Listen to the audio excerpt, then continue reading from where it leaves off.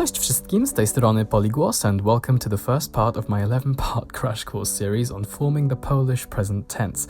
Now, bear in mind this is based on one of my Tumblr posts of a similar style and is quite dense, hence being called a crash course.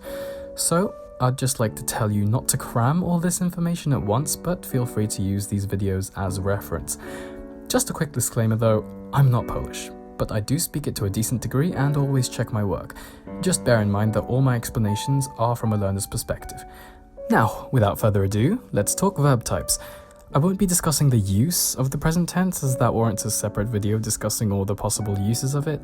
If you know absolutely nothing about Polish verbs, just know that a certain type of verb called perfective verbs, when conjugated in the present, translates as the English future. Just a warning that you might see the English future tense used throughout this series.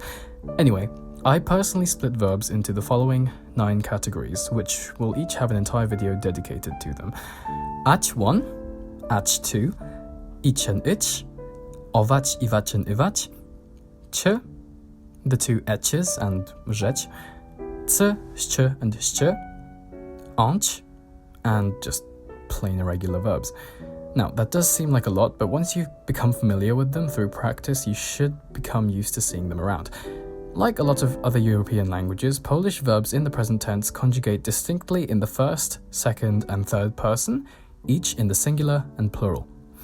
Because of this, Polish is a pro-drop language, like Spanish, meaning you don't necessarily need the subject pronouns ja, I, ty, you, on, ona, ono, he, she, it, my, we, wy, you, plural, or you all, or oni, one, they, because this information is carried in the verb.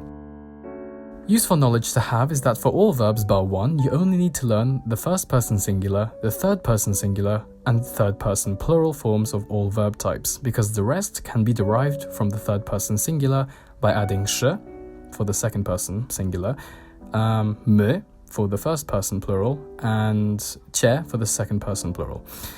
That may sound convoluted, but let's take, for example, without having learnt any verb types whatsoever, the verb stać, meaning to stand. The forms I said should be learnt are stoję, I stand, stoi, he, she, it stands, and stoją, they stand. We can then take stoi, add szy, and we get stoisz, you stand. Likewise, adding my, we get stoimy, we stand. And cie yields stoicie, you all stand. As I said, this applies to every single verb apart from one, which I'll discuss in the irregular verbs video.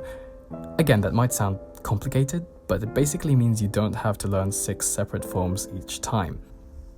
Now that we have an idea of how the Polish present verb paradigm looks, we can start discussing how each of the verb types work themselves. So I'll see you in the next part for the first.